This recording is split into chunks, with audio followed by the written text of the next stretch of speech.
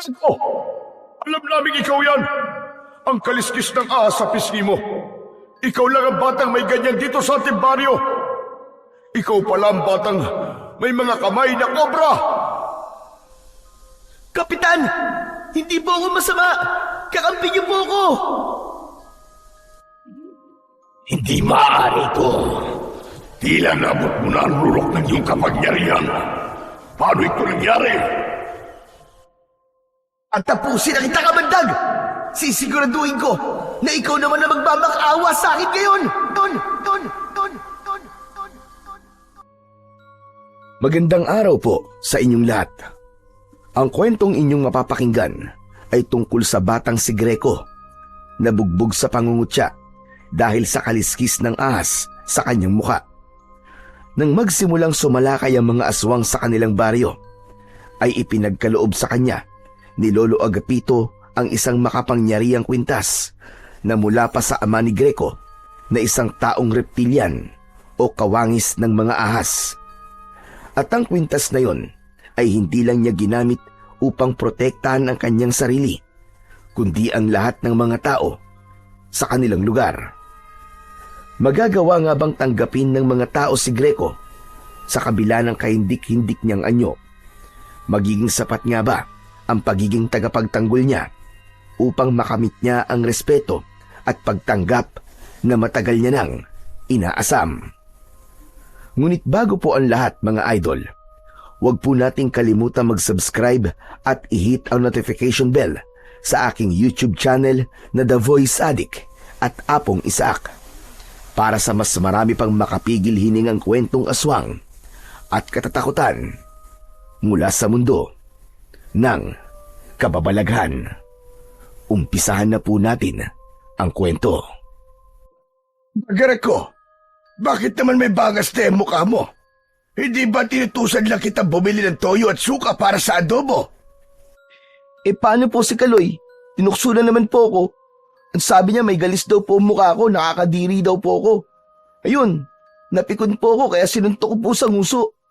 Tapos pinagtulungan po ako ng mga kaibigan niya. Kung hindi naman po sila madami, malamang si Kaloy po ang uuwing bugbog sarado. Ay, tama na yan. Hindi ba sabi ko sa'yo, kapag may nanunukso sa'yo, lalo na si Kaloy, ay pasok sa isang tenga, tapos labas sa isa pa. Sila rin ang mapapagod, makikita mo. Lolo, palagi ko naman pong ginagawa yan eh. Pero hanggang ngayon po, hindi pa rin sila tumitigil sa panunukso dahil sa mukha ko. Parang habang hindi ko sila nilalabanan eh, mas lalo silang ginaganaan sa panunukso sa akin. Alam mo, Apo, mas maganda pa rin ang pinipili mong maging mapagkumbaba. Wala magandang maidudulot ang karahasan. Hindi yan sagot sa lahat ng problema. Opo, hayaan niyo po sa susunod. Iiwas na po ako sa kanila. Talagang hindi ko lang naman po napigilan ng lumaban sa kanila eh. Lo, ito na po pala yung toyo at suka na pinabibili niyo sa akin. O siya, sige. Magsagot ka na lamang muna ng mga takdang aralin mo. At ako naman babalik na sa pagluluto. Anong oras na, pero wala pa rin tayong lutong ulam. Nagtungo na si Lolo Agapito sa maliit nilang kusina ng bahay ni Greco, habang si Greco naman ay umupo at hinarap ang mga takdang aralin niya na kailangan niyang sagutan. Ngunit hindi niya magawang ituon ang atensyon niya roon. Umaalingaw-ngaw pa rin sa isip niya ang panlalait ni Kaloy sa kanya dahil sa tila kaliskis ng ahas sa kanyang kaliwang pisngi. Ayon kay Lolo Agapito, isinilang si Greco na meron ng ganon sa muka.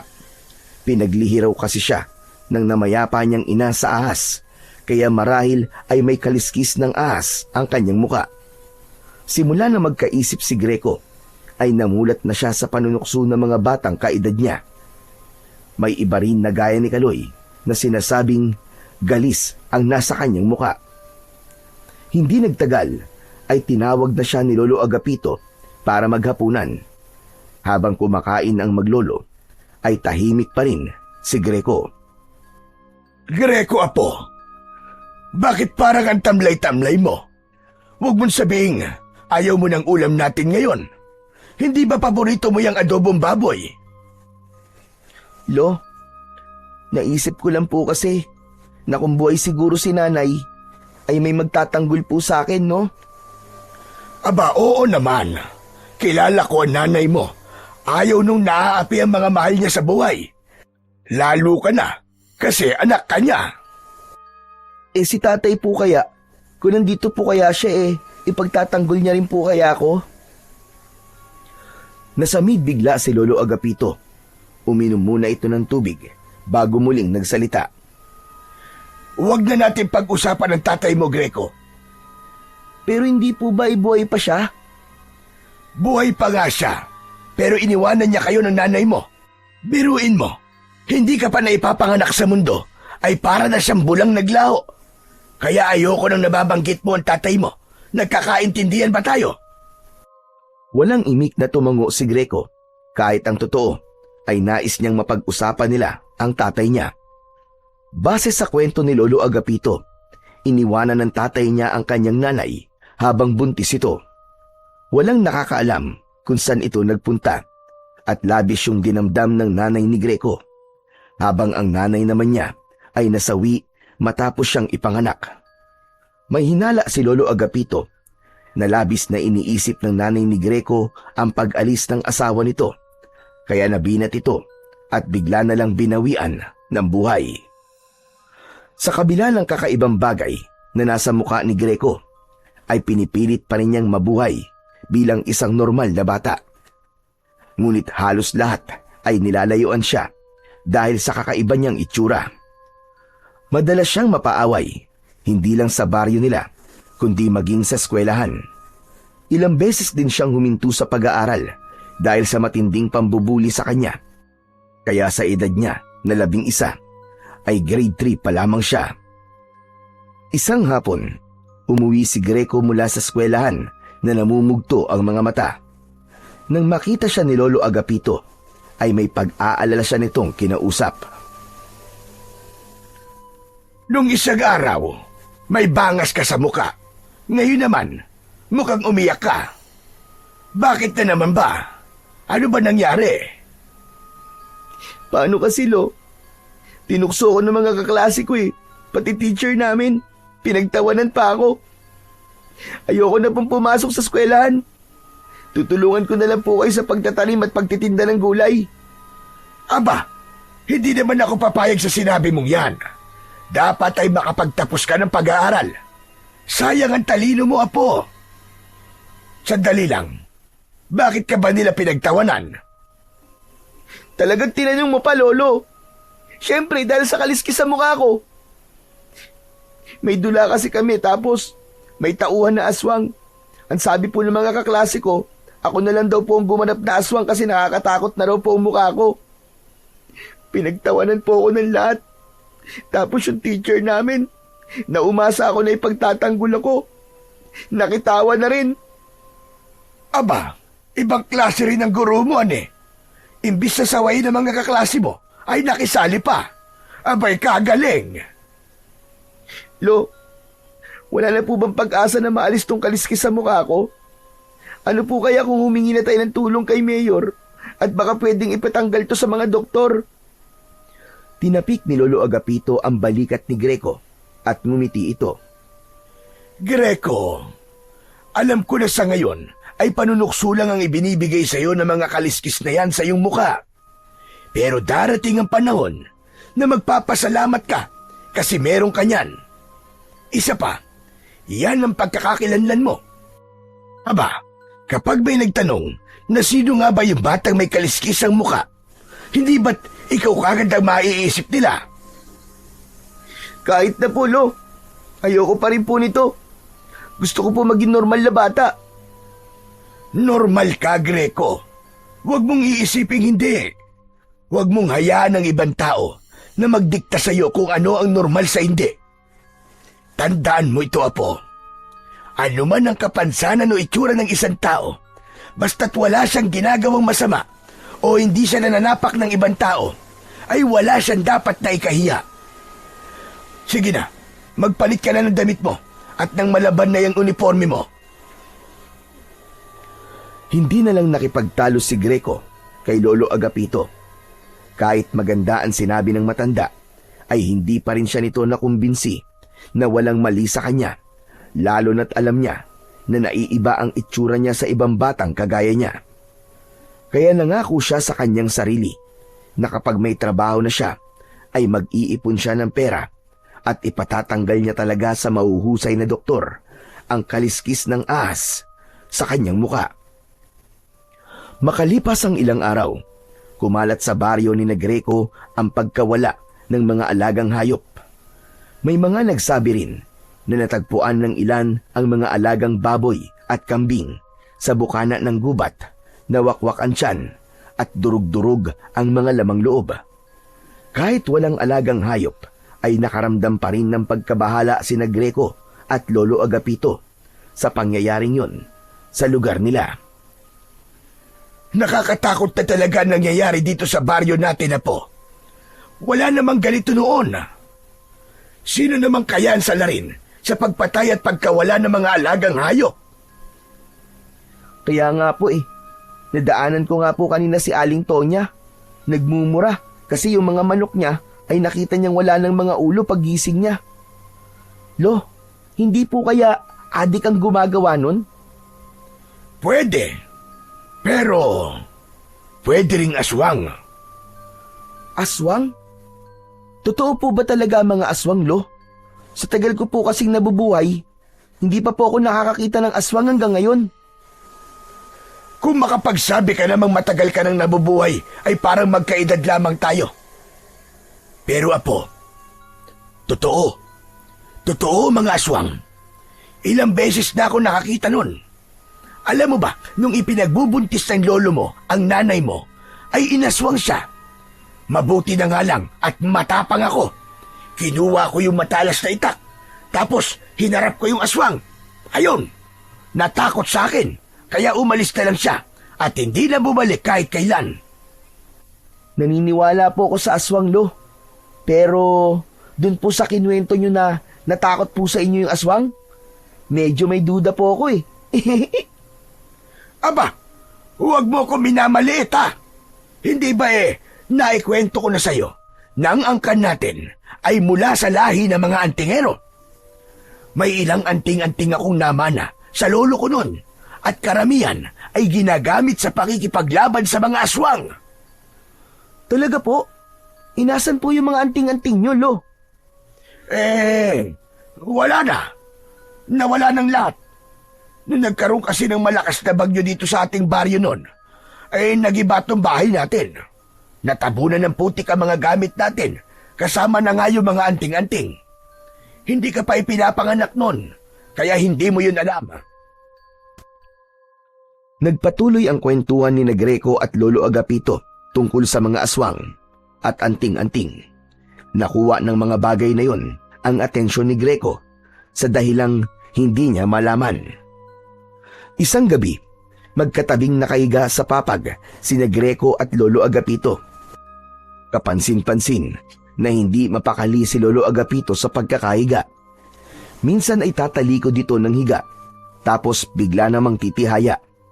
Nang marinig ni Greco ang mahinang pagdaing ng lolo niya, ay hindi niya na napigilang magtanong. Lo, ano po ba nangyayari sa inyo? Ang likot-likot niyo po matulog Hindi po tuloy ako makatulog. Sumasakit kasi ang likod ko, Apo. Naghahanap ako ng magandang pwesto sa paghiga para mabawasan ang sakit. Dahil siguro to sa maghapong pagtatanim ko.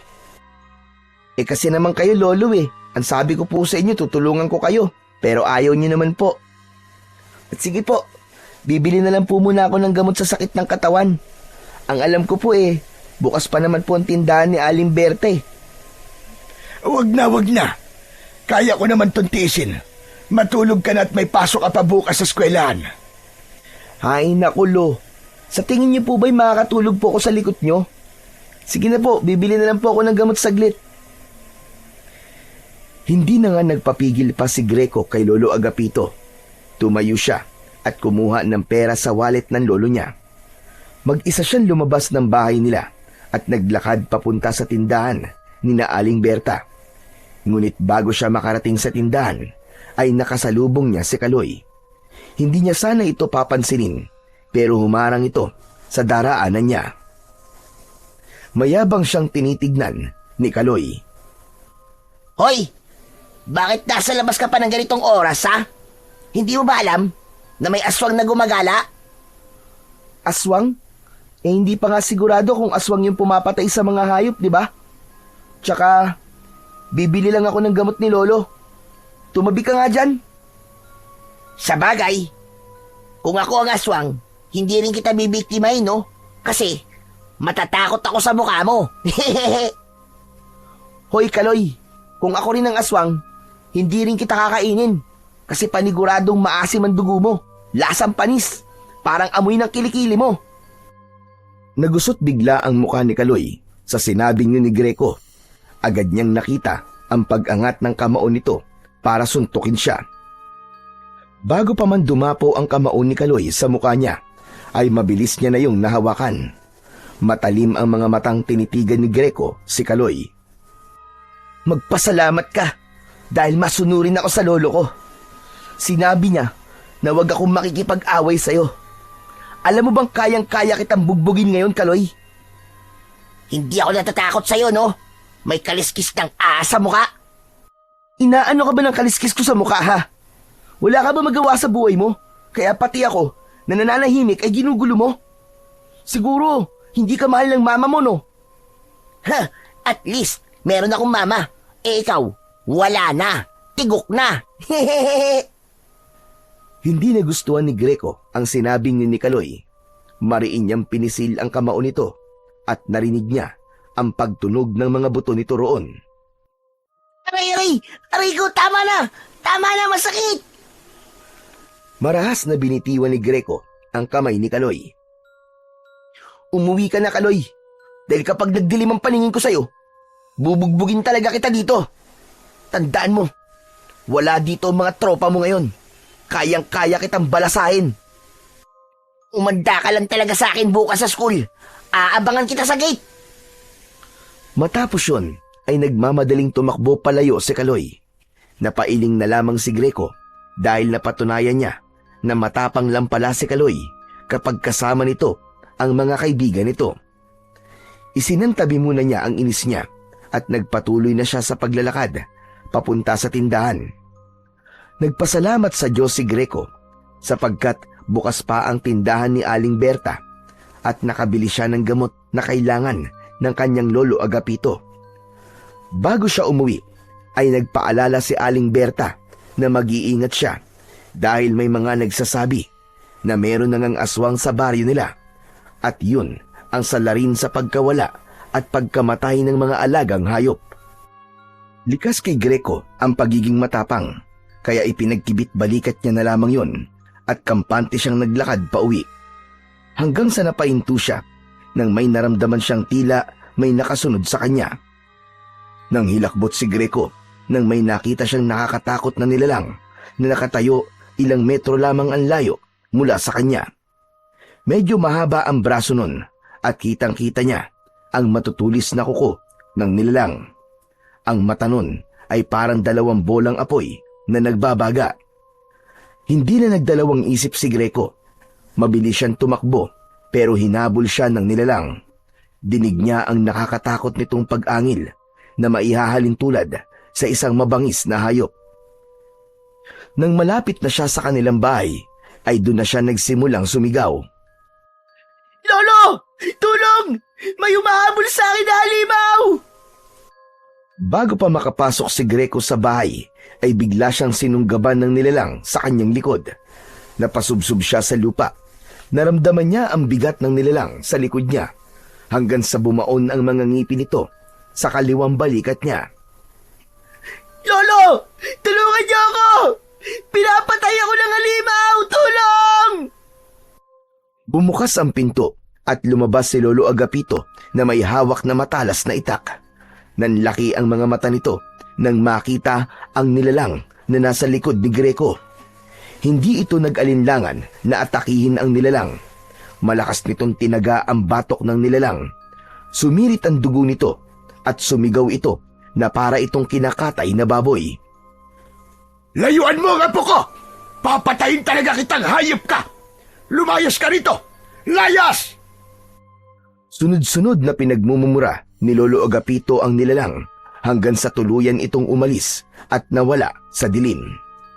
Tinulungan ni Lolo Agapito si Greco sa pagtayo. Nang makapasok sila sa bahay, ay mabilis na isinarado at kinandado ng matanda ang pinto, habang si Greco ay nakaupo habang habol ang paghinga.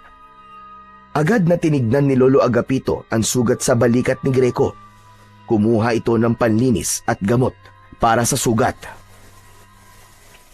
Lolo, ano po bang halimaw yun? Aswang yun, Apo. Isa yung aswang.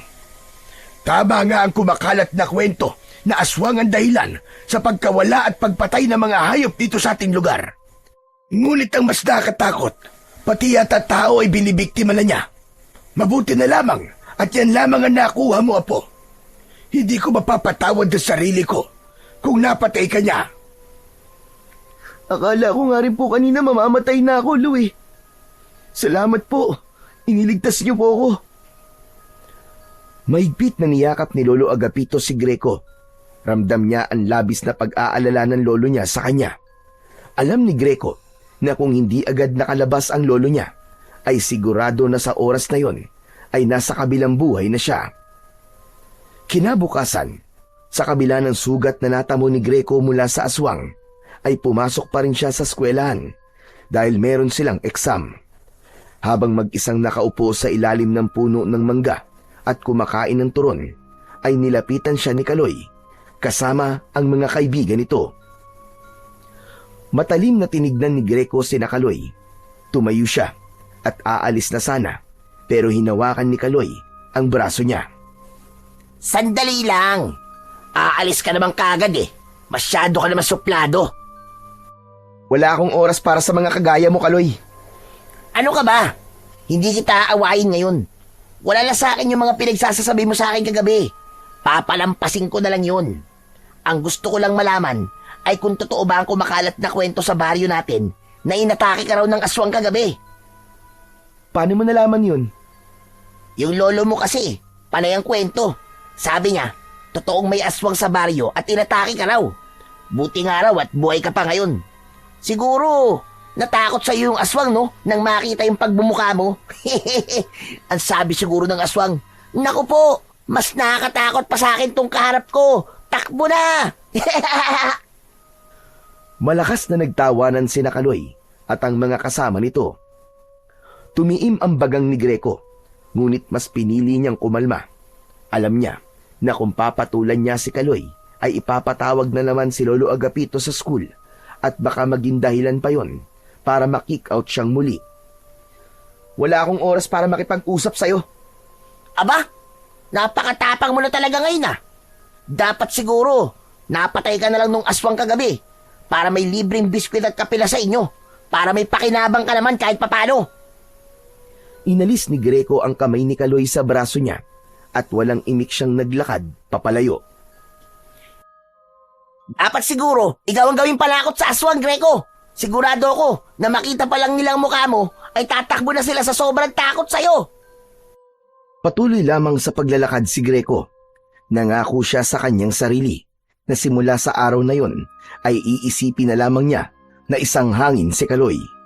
Napagtanto niya na walang maibubungang maganda ang pagsagot at pagpatol niya sa mga kagaya ni Kaloy na walang ibang nakikita kundi ang kapintasan ng ibang tao. Dumating sa punto na hindi na lang mga hayop ang nawawala sa baryo ni Greco. Kumalat ang balita na nawawala ang binatang anak ng kanilang kapitan. Makalipas ang ilang araw, ay natagpuan ang naaagnas nitong bangkay sa loob ng gubat. Wala na ang lamang loob nito at maraming kalmot at kagat sa iba't ibang parte ng katawan. Sa bawat araw na lumilipas, ay mas lalo pang dumadami ang nawawala at natatagpuan na wala ng buhay. Doon na nga nagsimulang matakot ang mga tao. Wala nang nasa labas pagkagat ng dilim. Nabalot ng pangamba ang buong San Roque. Nagsimula na rin kumalat ang bulong-bulungan sa kung saan-saan tungkol sa aswang na gumagala sa kanilang baryo. May ilan na mas piniling umalis na lamang at manirahan sa malayong lugar. Ngunit ang mga kagaya ni na Greco at Lolo Agapito na walang ibang mapupuntahan ay nanatili sa baryo. Isang umaga, napansin ni Greco na tahimik si Lolo Agapito habang nag-aalmusal sila. Hindi yun normal dahil sanay siya na magkwento ang matanda, lalo na kapag kumakain sila. Ramdam niya na may kung anong gumugulo sa isip ng kanyang lolo. Lo, kanina ko pa po napapansin. Bakit ang tahimik niyo po? May iniisip ka, no? Paanong hindi ako mag-iisip pa po? Nakakatakot na dito sa baryo natin. Kung may iba lang sana tayo mapupuntahan, sana'y umalis na tayo dito, gaya ng iba. Lo, hindi naman po tayo lumalabas tuwing gabi. Tsaka nag-iingat din po tayo. Palagay ko po ay okay na po yun, para hindi po tayo mabiktima ng aswang. Muntik lang naman po ako mapatay ng aswang dati, kasi nasa labas po ako. Hindi ganun kadaling maging ligtas sa isang lugar na may gumagalang aswang, Greco. Kayang-kaya nilang pasukin ang isang bahay kung nanaisin nila. Kaya nilang mag-ibang anyo para linlangin ang mga tao. Kung ako lang ang nandito, ay walang problema sa akin. Matanda na ako at handa na ako mamatay kahit na anong oras. Pero ikaw, Apo, ikaw ang inaalala ko. Napakabata mo pa at marami pang pwedeng mangyari sa iyong buhay. Lo, wag naman po kayo magsalita ng ganyan. Para po kasing nagpapaalam na kayo sa akin eh. Paano po ako, Lo, pag nawala po kayo? Saka, Lo, kaya ko naman po ang sarili ko eh. Sinusunod ko po ang mga sinasabi niyo sa akin para hindi po kayo nag-aalala. Alam ko, Apo, pero hindi natin alam mga pwedeng mangyari sa mga susunod na gabi. Kailangan ay masiguro kung ligtas ka at kung sakali man ay meron kang panlaban sa aswang. Natigilan si Greco. Seryosong seryoso ang lolo niya at parang may iba pa itong nais sabihin. Maya-maya ay malalim na huminga ang matanda. Tumayo ito at may kinuha sa lumang aparador. Nang bumalik ito sa pagkainan ay may hawak itong maliit na kahon na gawa sa kahoy. Inilapag nito yon sa gitna ng lamesa. Lo, ano po yan? Hindi sumagot si Lolo Agapito. Binuksan nito ang kahon at tumambad kay Greco ang isang kwintas na may kakaibang palawit. Ang palawit ay kulay itim na parang pinatigas na kaliskis. May kalakihan ang kaliskis kaya sigurado siya na nagmula yon sa isang malaking hayop. Lo, ano po ang kwintas na yan? Naibibenta po ba yan, Lo? Ang gusto ko sana ay manatiling lihim ang bagay na ito. Pero sa nangyayari ngayon, dito sa ating baryo, ay wala na ako mapagpipilian pa, kundi ang sabihin sa iyo ang lahat. Greco, makinig kang mabuti sa akin. Alam kong mahirap paniwalaan ang mga sasabihin ko, pero sana ay lawakan mo ang iyong pag-iisip. Lolo naman eh, kinakabahan naman po ako sa mga sinasabi niyo eh. Muling nagpakawala ng malalim na paghinga si Lolo Agapito. Bago muling nagsalita. Apo, alam ko ang dahilan kung bakit may kaliskis ng ahas ang mukha mo. Hindi yan dahil sa pinaglihi ka ng nanay mo sa ahas, kundi dahil ang tatay mo ay isang taong reptilian. Ang taong reptilian ay isang nilalang na kalahating tao at reptilian. Nagkataon na ang tatay mo ay kalahating ahas. Lolo naman eh, saan comics niyo po ba binasa yung sinasabi niyo? Apo, nagsasabi ako sa iyo ng totoo. Hari ng mga taong reptilian ng iyong ama, na si Serpino. Sa kabila ng nakakatakot niyang anyo, ay mabuti ang puso niya. Ang nais niya ay ang kapayapaan sa pagitan ng mga tao at ng lahi nila. Ngunit dahil sa nakakatakot na itsura nila, ay iniisip ng mga tao na masama sila. Umibig ang nanay mo kay Serpino. Kaya ka nabuo. Yan ang dahilan kung bakit meron kang kaliskis ng ahas sa iyong muka. Mula yan sa dugo ng iyong ama. Umalis ang ama mo, hindi para takasan ang responsibilidad niya sa iyo. Ginawa niya yon dahil alam niya na hindi magiging normal ang buhay mo kapag kasama niyo siya ng iyong ina. Napatda si Greco. Hindi niya alam kung ano ang mararamdaman niya sa mga sinabi ni Lolo Agapito. Pakiramdam niya ay isang napakalakas na bomba ng katotohanan ang sumabog sa kanyang harapan. Kinuha ni Lolo Agapito ang kwintas sa kahon at ipinakita yon kay Greco. Ang kaliskis na ito ay mula sa tatay mo. Ito ay dinasalan niya at niritwalan upang maging mutya ng kaliskis ng Haring Cobra. Bago siya umalis, ay ibinigay niya to sa iyong ina. Ang sabi niya, ibigay ito sa iyo sa takdang panahon dahil ito ang magiging proteksyon mo laban sa kahit na anong panganib at kapahamakan. Ang totoo ay hindi ko alam kung anong nagagawa ng mutya na ito, pero may tiwala ako kay Sir Pino. Alam ko na kapag ginamit mo ito, ay mabibigyan ka nito ng proteksyon mula sa mga aswang.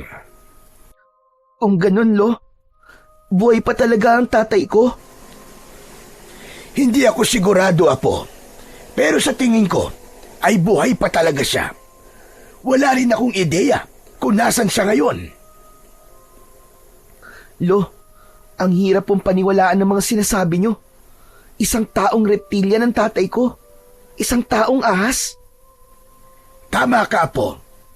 Naiintindihan kita kung hindi ka kagad maniniwala.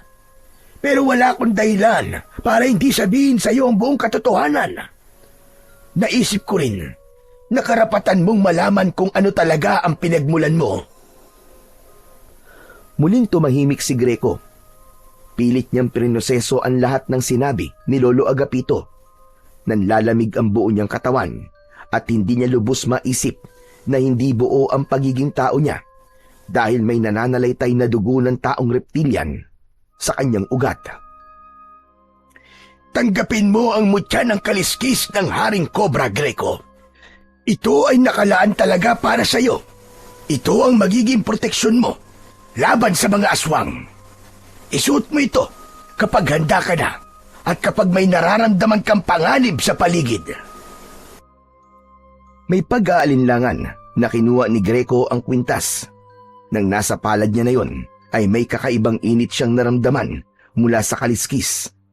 Tila may maliliit na bultahe na kumikiliti sa kanyang palad, kaya napagtanto niya na totoong merong kapangyarihan ang isang piraso ng kaliskis na yon.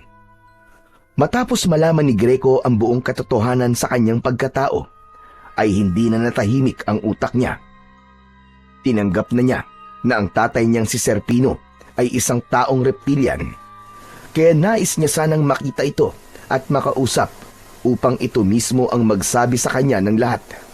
Ngunit alam niya na sa panahong yun ay imposible yung mangyari, lalo na't maging si Lolo Agapito ay hindi alam kung nasaan ito. Isang gabi, nakadungaw si Greco sa bintana habang hawak ang kwintas na may kaliskis ng kanyang ama. Mataman niya yung tinitignan. Ano kayang klaseng proteksyon na maibibigay mo sa akin? Habang nakatingin si Greco sa kwintas, ay tila may boses na paulit-ulit na bumubulong sa kanya na isuot niya ang kwintas. Hindi niya namalayan na kusa nang gumagalaw ang mga kamay niya. Isinuot niya sa kanyang leeg ang kwintas.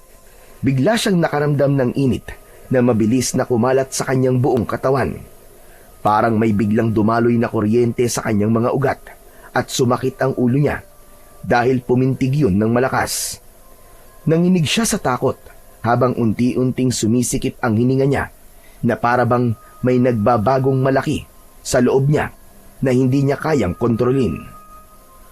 Mabilis na lumapit si Greco sa salamin na nakasabit sa dingding. Pakiramdam niya ay huminto ang paghinga niya nang makita niya na hindi na normal ang kanyang mga mata. Ang bilog na itim sa kanyang mata ay naging dilaw at pahaba gaya ng isang ahas. Napaatras siya at agad niyang napansin ang kanyang kamay. Napasigaw siya sa gulat nang makitang nagbago ang itsura ng kanyang mga kamay at naging 2 ulo yun ng kobra. Gumalaw ang mga yon at lumalabas ang dila na parang may sariling buhay. Nang ibuka ng mga kobra ang bibig ng mga yon, ay nakita niya ang matutulis na pangil ng mga yon. Muling napasigaw si Greco sa labis na pagkabigla at takot. Lo! Lo, tulungan mo ako, Lo! Humahangos na pumasok sa bahay si Lolo Agapito. Ano ba nangyayari at sumisigaw ka? Naku, Diyos ko po! Mabagin langit! Ano nangyari sa'yo, Greco? Bakit may ganyan ang mga kamay mo? Maging si Lolo Agapito ay natakot sa itsura ni Greco. Kusang gumagalaw ang mga kobra niyang kamay na parabang yun ang may kontrol sa kanya. Hindi ko rin po alam, Lo. Isinuot ko lang naman po yung kwintas na binigay niyo sa akin eh. Tapos naging ganito na po ang itsura ko.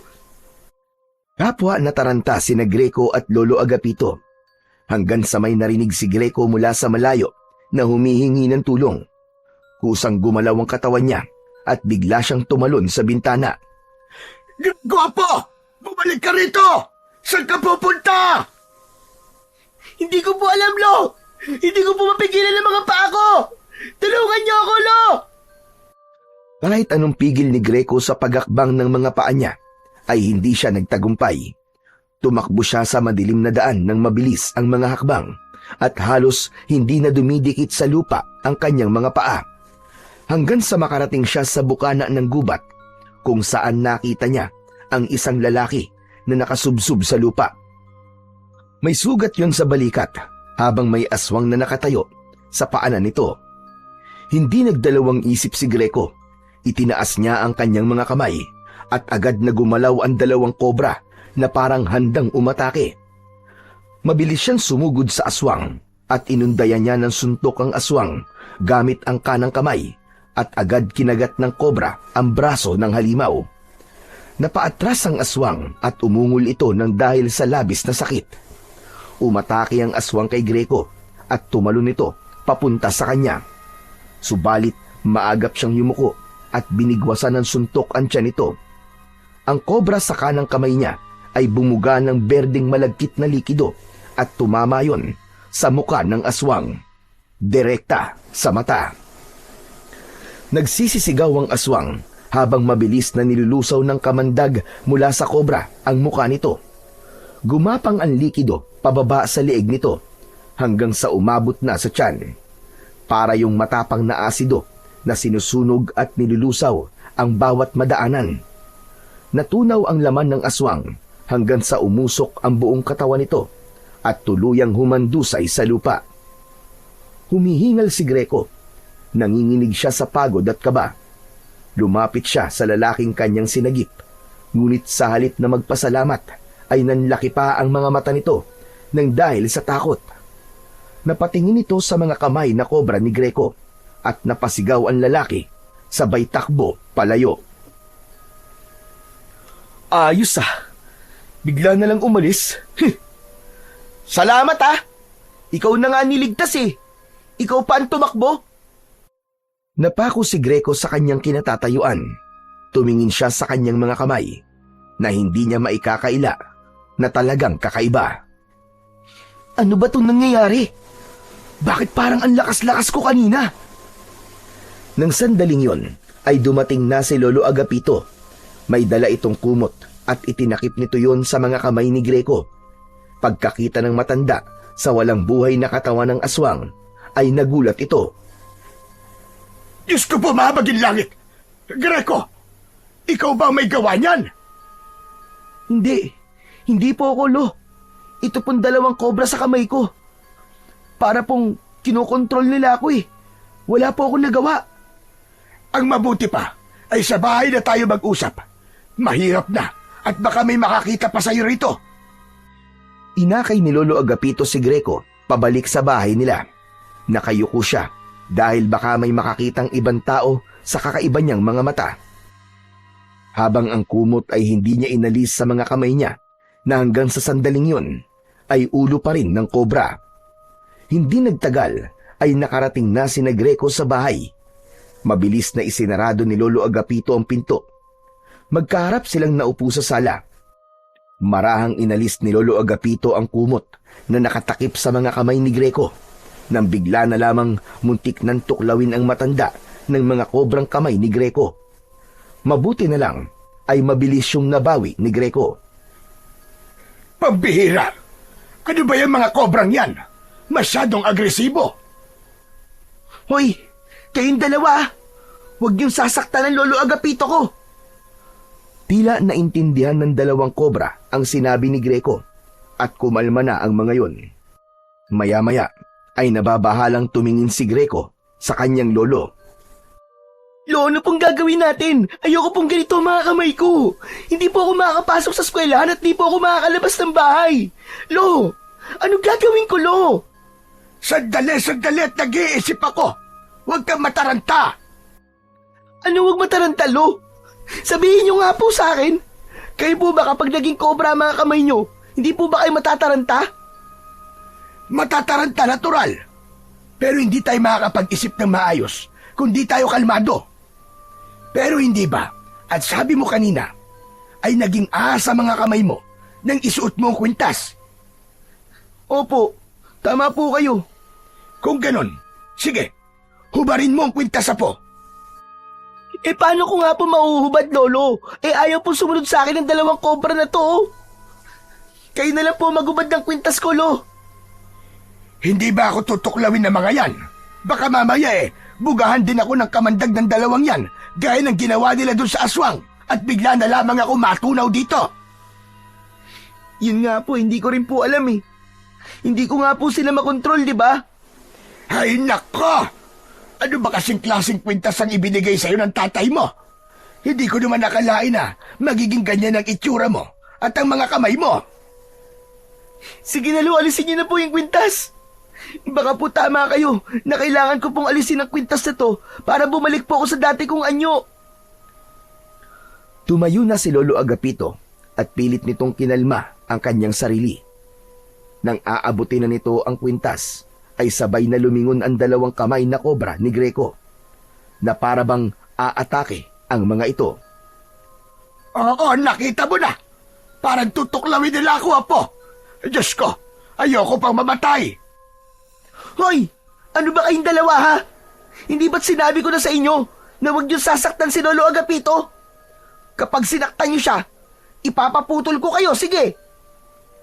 Umurong ang mga kobra na parabang natakot ang mga yon sa sinabi ni Greco. Muling sinubukan ni Lolo Agapito na hubarin kay Greco ang kwintas at nagtagumpay na nga ito sa pagkakataon na yon. Nang maalis sa katawan ni Greco ang kwintas, ay naramdaman niya na tila may humugot ng lakas at enerhiya sa kaloob-looban ng kanyang katawan. Naging mabilis ang pagbabalik niya sa dati. Unti-unting lumiit at bumalik sa normal ang kanyang mga kamay at nawala na ang mga ulo ng kobra sa kanyang kamao. Maging ang mga mata niya ay muling bumalik sa normal. Manghang-manghang pinagmasdan ni Greco ang mga kamay niya. Lo, tama nga po kayo. Kailangan ko lang pong hubarin ng kwintas para bumalik po ako sa dati kong anyo. Ang mga mata ko po ba, Lo? Tignan nyo nga po. Okay na ba? Patingin nga. Okay na, Apo. Normal ka na ulit. Sabi ko na nga, at kailangan mo lang hubarin ang kwintas. At kung gusto mo ulit na maging kobra ang mga kamay mo, ay isuot mo lang ang kwintas. Hindi na po. Ayoko na pong isuot ang kwintas na yan. Ayoko na pong maging kobra ulit ang mga kamay ko. Lalo na po parang sila po ang kumokontrol sa akin eh. Pero Greco, hindi mo ba naiisip na baka kaya ibinigay ng tatay mo ang kwintas na to sa'yo ay upang gamitin mo ito sa kabutihan at pagtulong sa mga tao? Hindi ko naman po kayo maintindihan, Lo eh. Paano po ako makakatulong sa mga tao gamit ang kwintas ng tatay ko? Tignan mo, yung ginawa mo kanina, yung pagpatay mo dun sa aswang. Hindi ba, tinulungan mo yung lalaki na tumakbo? Nakasalubong ko kasi siya kanina at sinabi niya na merong isang batang may ahas sa kamay na pumatay dun sa aswang. Sandaling natahimik si Greco at pinag-isipan ang sinabi ni Lolo Agapito. Oo nga po, tinulungan ko nga po siya. Pero natakot din po siya sa akin dahil sa itsura ko eh. Akala niya po yata aswang din ako. Ito na lang ang isipin mo, Apo.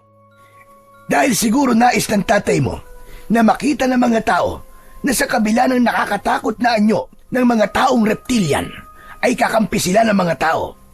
Hindi ba't nasabi ko na sa'yo na ang layunin ng iyong ama ay ang magkaroon ng kapayapaan sa pagitan ng mga tao at ng mga taong ahas?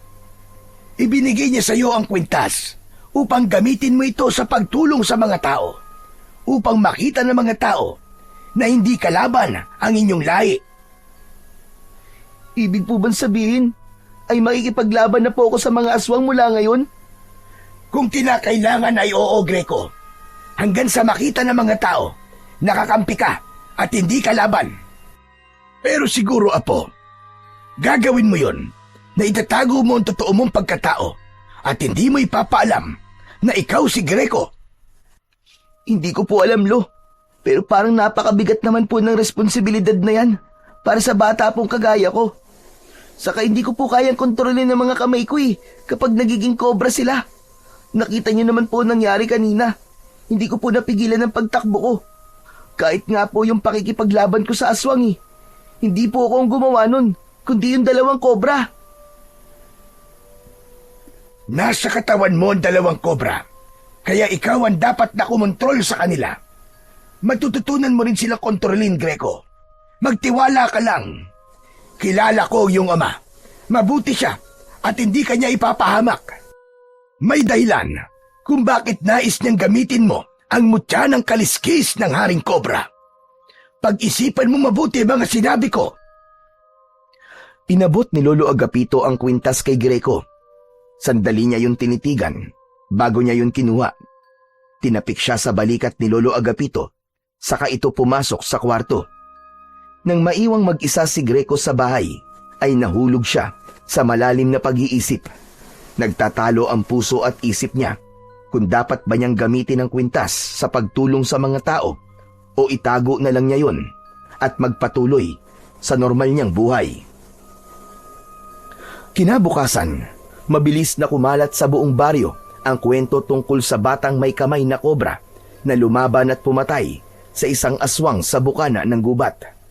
Maging sa mga katabing baryo ay umabot na rin ang kwentong yun. Nahati ang opinyon ng mga taga-baryo. May mga naniniwala nakakampi ang batang yun at isa yung tagapagtanggol dahil ito lamang ang nagkaroon ng lakas ng loob na labanan ng aswang. Ngunit may ilan ding natakot at naniwalang panganib ang dala ng batang yon dahil sa itsura nito. Nakarating kina Greco at Lolo Agapito ang usap-usapan ng mga tao. Habang nakahiga sila sa papag ng gabing yun, ay napag-usapan nila ang bagay na yun. Lo, sa tingin ko po ay hindi ko na dapat gamitin ang kwintas. Narinig ko po kasi kanina sa tindahan po ni Aling Berta na sinasabi daw po ng mga tao na halimaw daw po ako. Baka raw po mas masahol pa ako sa aswang. Mabuti na lang po talaga at hindi ako nakilala ng lalaking niligtas ko. Kung hindi, baka palayasin na po ako ng mga tao dito sa atin. Pero may mga nagsasabi rin, nakakampi ka at tagapagtanggol. Marami sila, Greco. Sila ang pakinggan mo at huwag ang mga taong nagsasabi na kalaban ka. Ang hirap po kasi magdesisyon kung gagamitin ko pa po ba ang kwintas ng tatay ko. Kaya sana, wala nang aswang na umatake dito sa baryo natin. Sana, huli na po yung napatay ko. Sana nga, Apo. Sana nga. Pero, saka na natin pag-usapan ang bagay na yan. Inaantok na ako. Matulog na tayo. Tumalikod at tumagilid na si Lolo Agapito. Hindi nagtagal ay narinig ni Greco ang mahinang paghilik ng lolo niya. Habang siya ay hindi magawang makatulog dahil sa pag-iisip. Makalipas ang ilang sandali ay naisipan niya na maglakad-lakad muna sa labas. Tahimik siyang lumabas ng bahay habang nasa kamay niya ang kwintas. Kahit paano ay gumaan ang pakiramdam ni Greco sa kanyang paglalakad. Nagbigay ng kakaibang ginhawa ang malamig na hangin ng gabing yun. hanggang sa hindi niya namalayan na medyo malayo na pala siya sa bahay nila. Hala, ang layo ko na pala. Makabalik na nga. Baka nagising na si Lolo at hinahanap na ako. Ngunit paglingon ni Greco sa kanyang likuran ay natigilan siya. May nakita siyang isang tumatakbong bata at sumisigaw. Nakilala niya ang boses ng bata at nalaman niya na si Kaloy yun. Nanlaki ang mga mata niya nang makita niya na 2 aswang ang humahabol kay Kaloy. Agad na nagtago si Greco sa likod ng isang puno na nasa gilid ng daan. Mula roon ay nakita niyang nadapa si Kaloy habang ang 2 aswang naman ay unti-unti nang lumalapit dito. Wag! Maawa kayo sa akin! Huwag niyo akong kakainin! Hindi ako masarap! Tsaka tamad ako maliko eh! Wag! Maawa na kayo! Alam ni Greco na may magagawa siya para tulungan si Kaloy. Ngunit natatakot siyang gamitin ang kapangyarihan ng kwintas dahil hindi siya sigurado kung sa pagkakataon ba na yon ay magagawa na niyang kontrolin ang mga kobra niyang kamay. Tulong! Tulungan niyo ako! Parang awa niyo na! Kakainin ako ng mga aswang! Ang sigaw na yun ni Kaloy ang nagtulak kay Greco sa desisyon na gamitin ang kwintas. Bago niya isabit ang kwintas sa kanyang leeg, ay kinausap na muna niya ito. Makinig ka sa akin ha. Gagamitin kita. Pero ayokong masyado niyo akong kinokontrol. Ako ang amo niyo. Ako ang dapat na susundin niyo. Maliwanag? Kahit walang nakuwang sagot, ay isinuot na ni Greco ang kwintas. Mabilis na naramdaman niya ang paggapang ng kakaibang lakas sa buo niyang katawan. Habang ang mga kamay niya ay naging ulo na nga ng kobra. Malikot ang mga yon at gumagawa pa ng tunog. Makinig kayo mabuti. May kailangan kayong iligtas. Tulungan niyo ako. Isang malalim na paghinga ang pinakawalan ni Greco bago siya lumabas sa pinagtataguan. Malalaki ang hakbang na lumapit siya kay Kaloy at iniharang niya ang sarili niya sa 2 aswang. Ko po! Batang may ahas na kamay! Naloko na! May halimaw! Tumahimik ka nga. Ang ingay mo. Ikaw na nga nililigtas eh. Nang aasar ka pa. Hoy! At kayong 2 pangit na aswang. Ako ang harapin nyo. Tignan natin kung uubra kayo sa mga kamay ko. Itinaas ni Greco ang kanyang mga kamay na may ulo ng kobra. Gumalaw ang mga yon at tumingin sa 2 aswang na naglalaway. Umangil ang mga aswang at umatake ang isa kay Greco. Akmang sasakmalin siya nito pero inunahan na ito ng kobra sa kaliwang kamay niya. Kinagat nito ang leeg ng aswang. Agad naman siyang hinarap ng isa pang aswang. Sumugod ito ng mabilis at sinubukang kalmutin si Greco. Ngunit naunahan ito ng kobra na nasa kanang kamay niya. Mabilis itong gumalaw at binugahan nito ng kamandag ang aswang. Tumama yon sa mukha ng aswang. Napasigaw ang halimaw habang umaatras at pilit na inaalis ang kamandag na mabilis na lumusaw sa buong mukha nito. Nakawala ang isa pang aswang mula sa pagkakakagat ng kobra sa isang kamay ni Greco. Umatras ito at sinubukang kagatin si Greco. Sinalubong ito ng 2 kobra at tinuklaw ang magkabila ang balikat ng aswang. Saka nagbuga ng kamandag ang mga yon. Nanginig ang buong katawan ng aswang habang nilulusaw ng kamandag ang katawan nito. Bumagsak ito sa lupa, gaya ng isang aswang. Si Kaloy na kanina ay wala ng kapag-apag-asa, ay tulalang nakatingin lang kay Greco. Marahan itong tumayo at hindi inalis ang tingin sa kanya. Ligtas ka na. Umuwi ka na sa bahay niyo. Sa susunod, huwag ka nang gumagala ng gabi. Sandali! Parang kilala kita. Greco? Greco, ikaw ba yan? Nanlamig si Greco. Hindi niya inasahan na sa kabila ng pagbabago sa itsura niya at mga kamay niya ay tila nakilala pa rin siya ni Kaloy. Agad niyang iniwas ang mukha niya rito. Hindi. Hindi Greco ang pangalan ko. At hindi ko kilala ang Greco na sinasabi mo. Hindi ko siya kilala. Hindi ako pwede magkamali, no? Yang kaliskis sa pisngi mo, ganyan din ang kaliskis ni Greco sa mukha niya. Ikaw nga si Greco. Pero, paano ka nagkaroon ng mga kamay na kobra? Bakit ba ang kulit mo? Hindi nga sabi ako si Greco eh. Sa pagtaas ng boses ni Greco, ay naalerto rin ang dalawang kobra at takmang aatakihin ng mga ito si Kaloy. Nanlaki naman ng mga mata ni Kaloy dahil halos 1 pulgada na lamang ang layo ng ulo ng dalawang kobra sa mukha nito. Tumigil kayo! Huwag niyo siyang sasaktan! Hindi na hinintay pa ni Greco na makapagsalita si Kaloy. Tinalikuran niya na ito at malalaki ang mga hakbang siyang lumayo. Maya-maya pa ay tumakbo na siya. Delikado to. Nakilala ako ni Kaloy. Sigurado kong ipagkakalat niya na ako ang batang may kamay na kobra. Labis na natakot si Greco sa mga susunod na mangyayari. Alam niya na kahit may ilan na naniniwalang mabuti siya, ay mas mananaig pa rin ang mga iniisip na kalaban siya. At ayaw niyang madamay ang kanyang lolo Agapito sa pwedeng gawin ng mga tao sa kanya. Kaya isang bagay lang ang naisip niyang gawin. At yun ay ang lisanin na ang kanilang baryo. Pagdating ni Greco sa bahay nila, ay nagawa na niyang hubarin ng kwintas gamit ang bibig ng isang kobra. Naramdaman niya na sa pagkakataong yun, ay unti-unti niya nang nagagawang kontrolin ang dalawang kobra sa kanyang kamao. Nang bumalik siya sa normal niyang anyo, ay dumiretso siya sa kwarto at ginising niya ang kanyang lolo Agapito. Agad na nagising ang matanda at may pagtataka na tumingin ito kay Greco. Aba, Apo, bakit pawis na pawis ka at parang pagod na pagod ka? Ano bang ginawa mo? Lo, kailangan ko na pong umalis dito sa baryo natin. Kailangan ko po magpakalayo-layo. Mag-i-empake na po ako ng mga gamit ko. Mabilis na kinuha ni Greco ang bag niya na ginagamit niya sa eskwelahan. Inalis niya ang mga laman nun at isa-isa niyang kinuha ang mga damit niya na nakalagay sa kahon. Isinilid niya ang mga damit niya sa kanyang bag.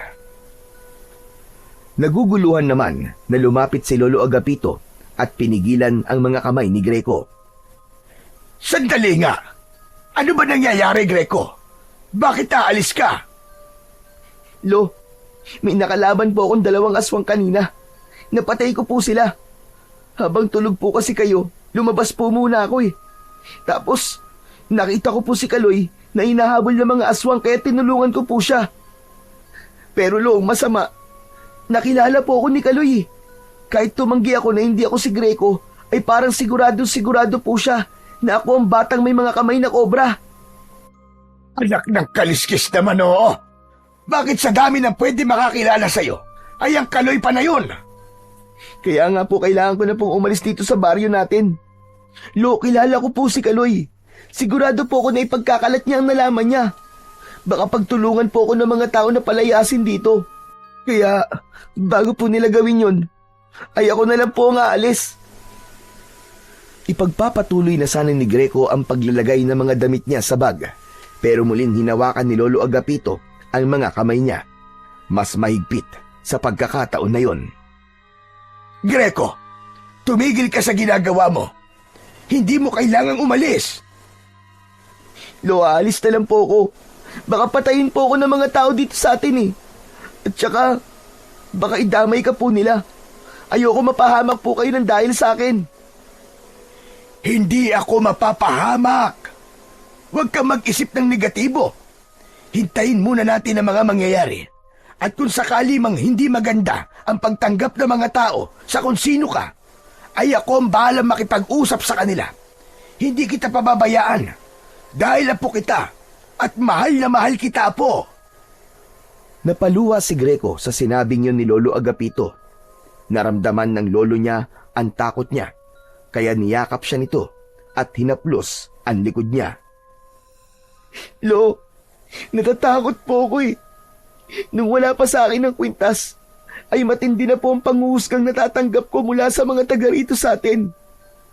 Eh ano pa po kaya? Kapag nalaman nila na isa akong halimaw. Hindi ka halimaw, Apo. Walang halimaw na may mabuting puso. 2 tao nang naililigtas mo. Siguro naman ay sapat na yon para isipin ng mga tao na hindi ka masama. Isa pa, tandaan mo ang layunin ng iyong ama. Kailangan magkaroon ng kapayapaan sa pagitan ng mga tao at sa mga taong reptilian na gaya mo. Alam kong ikaw ang susi para mangyari yun, Apo. At malay mo, kapag magkasundo na ang lahi mo at ang mga tao, ay magkaroon na ng lakas ng loob ang iyong ama na magpakita sa iyo. Bahagyang kumalma si Greco sa sinabing yun ni Lolo Agapito. Bagamat natatakot pa rin siya, ay pinili na lamang niyang alisin ang lahat ng negatibong bagay na tumatakbo sa kanyang isipan. Nang sumunod na araw ay maagang nagising si Greco. Tahimik siyang nakaupo sa may bintana ng kanilang kubo habang pinagmamasdan ang mga tao sa labas.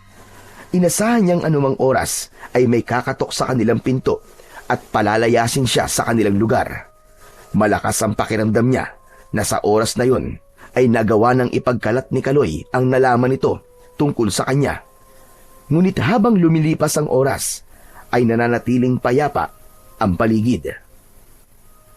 Sa mga sumunod na araw, ganun pa rin ang takbo ng mga bagay-bagay.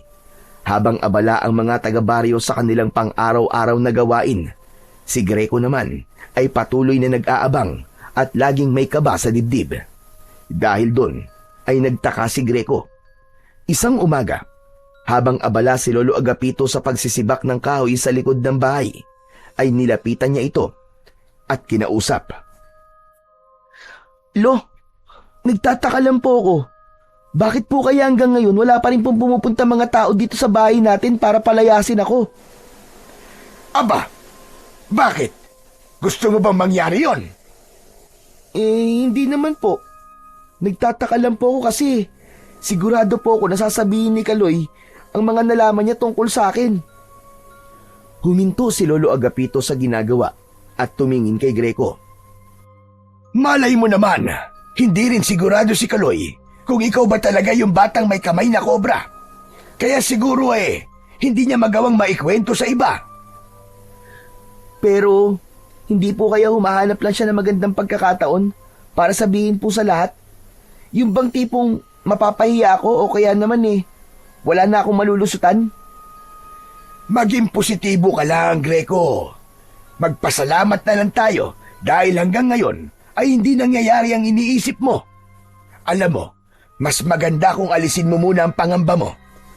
Baka mamaya mapabayaan mo na ang pag-aaral mo ng dahil dyan. Kaya nga po Siguro po tama po kayo, Lolo. Mapapraning lang po ako sa kakaisip. Saka ko na lang po poproblemahin ang problemang yan kapag nandyan na. Yan! Ganyan nga! Isa pa, hindi kita pababayaan, Greco. Kung sakaling subukan ng mga tao na palayasin ka, natural, sasama ako sa iyo. At kung saktan ka naman nila, ay lalabanan ko sila. Humantalan talaga sila sa akin. Napuno ng kasiyahan ang puso ni Greco.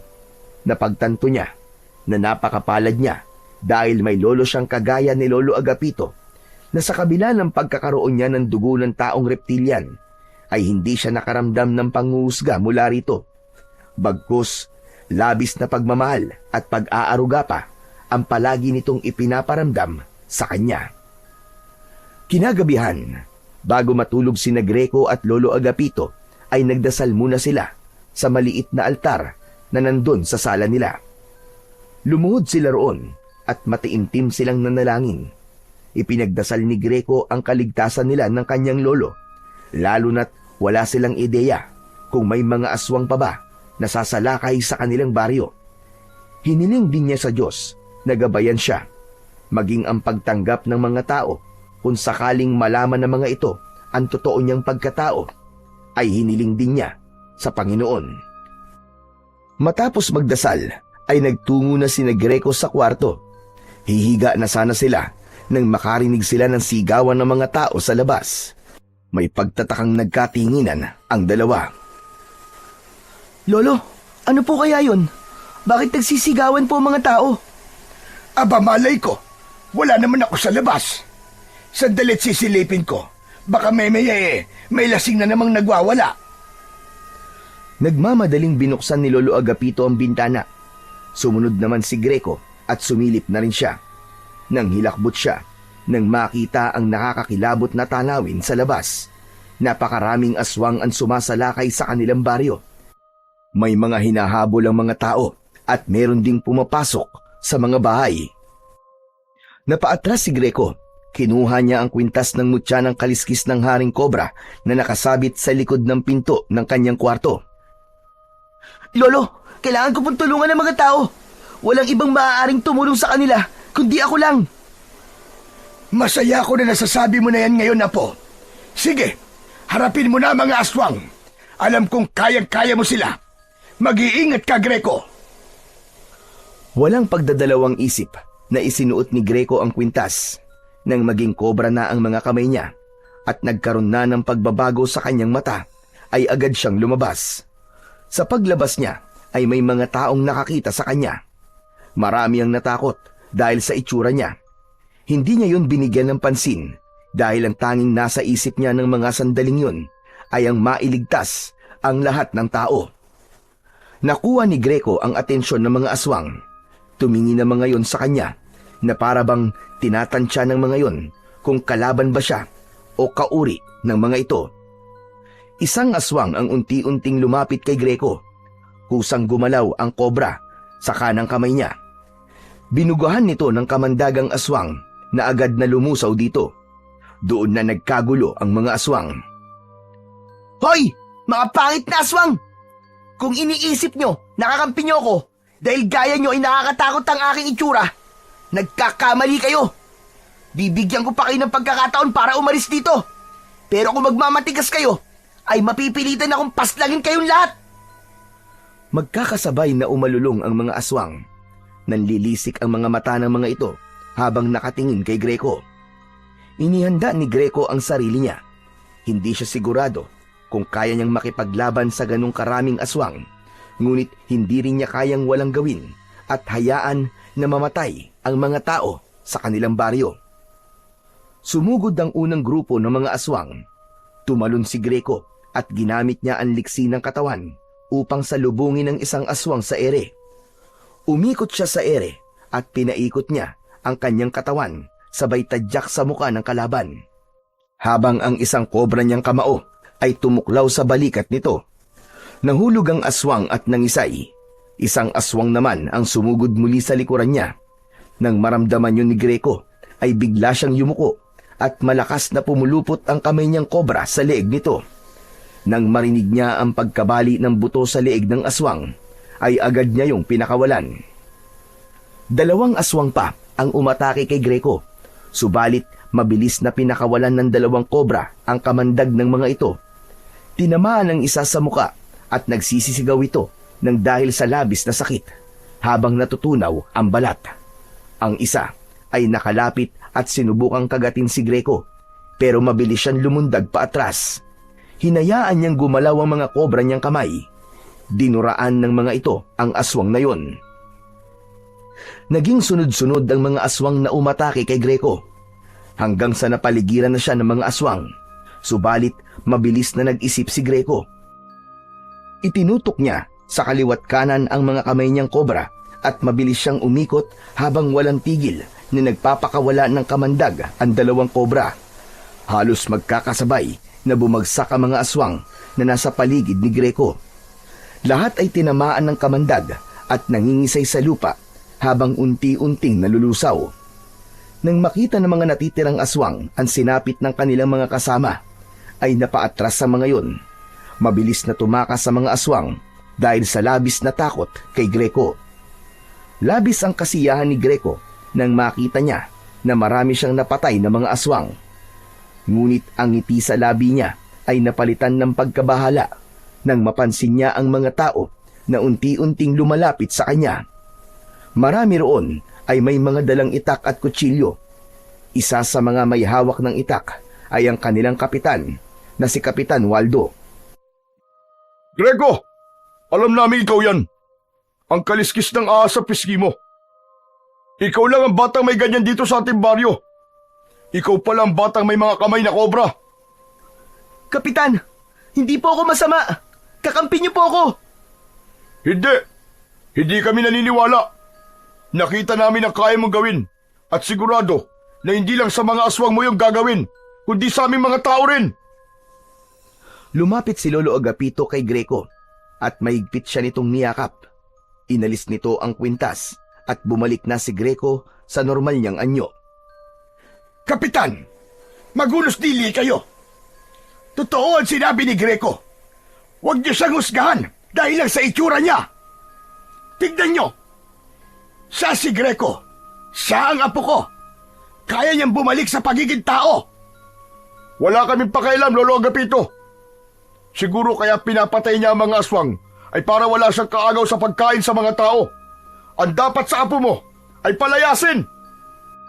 Mas lalong natakot si Greco nang may sumigaw na mas maganda kung papatayin na lang siya. Naging sunod-sunod na ang sigawan ng mga tao at halos lahat ay gustong patayin si Greco. Mas lalong humigpit ang pagkakayakap ni Greco at Lolo Agapito sa isa't isa. Kung papatayin niyo si Greco, ay patayin niyo na rin ako. Umalis ka dyan, Agapito. Huwag mong protektahan ang halimaw na yan. Tumigil ka, Kapitan. Apo ko ang sinasabi mong halimaw. Patuloy sa sigawan ng mga tao, may mga nagsasabi na pati si Lolo Agapito ay dapat ding patayin dahil baka daw pati ito ay halimaw na rin, kagaya ni Greco. Nagkakamali kayo! Hindi halimaw ang lolo ko! Ako na lang ang patayin niyo! Lolo, umalis ka na! Hayaan mo nang gawin ng mga tao ang gusto nila! Mula sa kumpulan ng mga taong nakaikot kina Greco at Lolo Agapito ay lumabas si Kaloy. Hingal na hingal ito. Laking gulat ni Greco nang tumayo ito sa harapan niya habang nakaharap sa mga tao. Kung papatayin niyo si Greco, ay patayin niyo na rin ako. Kaloy, anong ginagawa mo? Kung hindi ako niligtas ni Greco, ay patay na sana ako ngayon. Pinatay na sana ako ng aswang. Utang ko sa kanya ang buhay ko. Umalis ka dyan, Kaloy. Huwag ka nang dumagdag sa problema namin. Talagang iniisip nyo na halimaw si Greco? Siguro halimaw ang panlabas niya, pero hindi ang panloob niya. Kahit palagi ko siyang inaaway, ay iniligtas pa rin niya ako. Saka hindi ba kayo nag-iisip? Kapag pinatay niyo si Greco, sino ba lalaban sa mga aswang? Sino ba magtatanggol sa atin? Sa tingin niyo ba, ay wala nang aswang ang sasalakay dito sa baryo natin? Marami pang nakatakas, nakita niyo naman. Sigurado ba kayo na hindi na sila babalik dito para patayin tayong lahat? Para magigante? Hindi makapaniwala si Greco na si Kaloy ang nagsabi ng mga salitang yun. Hindi ganun ang pagkakakilala niya kay Kaloy. Ang alam niya ay puro panglalait ang lumalabas sa bibig nito. Pakiramdam niya tuloy ay hindi si Kaloy ang nasa harapan niya. Natahimik ang lahat ng mga tao matapos magsalita ni Kaloy. Maging si Kapitan Waldo ay lumambot ang muka at parang may isang bagay itong napagtanto. Mga kasama, tama si Kaloy. Hindi natin pwedeng patayin si Greco. Kapag pinatay natin siya, ay wala na makikipaglaban sa mga aswang. Sa ngayon, siya lang talaga may kakayahan na harapin ang mga aswang. Nagsimulang magbulungan ang mga tao sa paligid ni Greco. Patuloy ang kaba ni Greco dahil hindi niya alam kung makukumbinsi ba ang mga tao na huwag siyang patayin. Umuwi na tayong lahat, mga kasama. Magpahinga na tayo. Dahil bukas ay marami tayong aayusin ng mga sinira ng mga aswang. Pinangunahan ni Kapitan Waldo ang pag-alis. Matapos yun, ay isa-isa nang umalis ang mga tao hanggang sina Greco, Lolo Agapito at Kaloy na lamang ang natira roon. Humarap si Kaloy kay Greco at pabiru siya nitong sinuntok sa dibdib. Magpasalamat ka sa akin at ipinagtanggol kita. Oo nga eh. Salamat, Kaloy ah. Salamat kasi kung hindi ka pa dumating, baka pinatay na ako ng mga tao. Hindi ko naman pwedeng hayaan na mamatay ang taong tumulong sa akin, no? Utang ko sa'yo ang buhay ko, Greco. Ako rin, kailangan ko magpasalamat sa'yo. Salamat kasi kahit palagi kitang inaaway, iniligtas mo pa rin ako Kahit pwede mo naman akong pabayaan ng gabing yon. Napangiti si Greco at nakipagkamay siya kay Kaloy. Sa kabila ng muntik na siyang patayin ng mga tao, ay napakasaya niya sapagkat nakahanap siya ng isang bagong kaibigan sa katauhan ni Kaloy na hindi niya inakala dahil simula nang magkaisip siya ay kaaway na ang tingin sa kanya ng batang si Kaloy. Kahit paano ay nakahinga ng maluwag sina Greco at Lolo Agapito.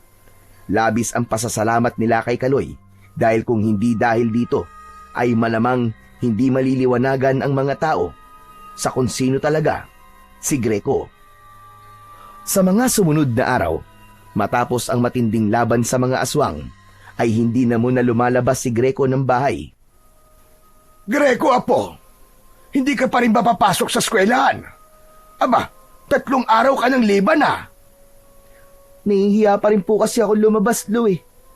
Panigurado po, alam na rin po sa school kung ano ko. Naiintindihan kita. Pero sana ay hindi magtagal na nakakulong ka lang dito sa bahay.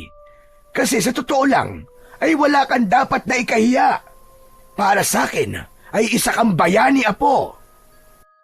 Ngunit kahit hindi pa kayang lumabas ng bahay, ay nalilibang pa rin si Greco dahil madalas siyang puntahan doon ni Kaloy. Nakikipaglaro ito sa kanya at kinakausap din niya ito tungkol sa iba't ibang bagay. Ipinaalam na rin niya kay Kaloy ang tungkol sa kanyang ama at sa kwintas na siyang dahilan kung bakit nagbabago ang kanyang anyo. Tol, pwede ko kayang isuot yung kwintas mo? Malay mo, maging dragon naman ang mga kamay ko, di ba? Tapos, bubuga ng apoy. Nako, mas astig yun. Walang epekto ang kwintas na to sa ibang tao, Kaloy. Ginawa talaga to para sa akin ng tatay ko. Saka, wala kang dugon taong reptilian eh. Kaya, hindi to gagana sa'yo. Pero, maswerte ka. Kasi normal ka. Ako kasi, kailangan ko pang ipaliwanag sa mga tao kung sino o ano ako. Kailangan ko pang may magpatunay bago nila ako matanggap. Sus, at drama mo naman. Pero wag ka mag-alala. Pakiramdam ko, nag-iisip lang ang mga tao. Darating din ang araw na matatanggap ka rin nila. Sana nga, para naman nakakalabas na ako. Pwede ka naman lumabas eh. Walang pumipigil sa'yo, no? Saka walang mananakit sa'yo. Subukan lang nila at makakalaban nila ako. Bahagyang natawa si Greco sa sinabing yun ni Kaloy. Isang umaga, habang naglilinis si Greco sa loob ng bahay, ay narinig niya ang yabag ng mga paa sa labas. Pumasok si Lolo Agapito at hinila nito si Greco sa labas. Doon ay sumalubong sa kanila ang mga tao sa baryo. Isa-isang lumapit ang mga yon kay Greco upang humingi ng paumanhin. May ilan din na nagpasalamat sa kabayanihan niya. Dahil doon ay hindi na napigilan ni Greco ang mapaluha dahil sa labis na kasiyahan. Nakaramdam siya ng paggaan sa dibdib dahil nakita niyang tanggap na siya ng mga tao sa kanilang baryo. Isang gabi, mahimbing na natutulog si Greco sa tabi ni Lolo Agapito. Tahimik ang paligid at walang senyales na may sasalakay na mga aswang. Simula ng malaking laban ni Greco sa mga aswang, ay tila natakot nang bumalik sa baryo nila ang mga yon dahil sa kanya. Ngunit sa gitna ng pagtulog ni Greco, ay bigla siyang napabalikwas ng gising. Habol niya ang paghinga na parabang pagod na pagod siya.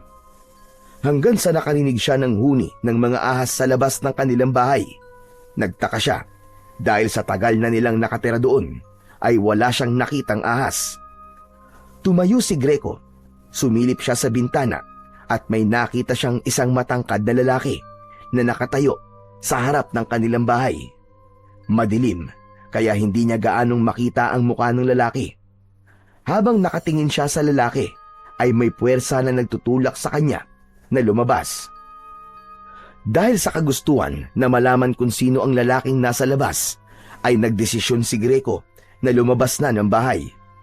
Marahan siyang naglakad palapit sa lalaki at habang palapit siya ng palapit rito, ay nakita niya ang mga mata nito na parang ahas.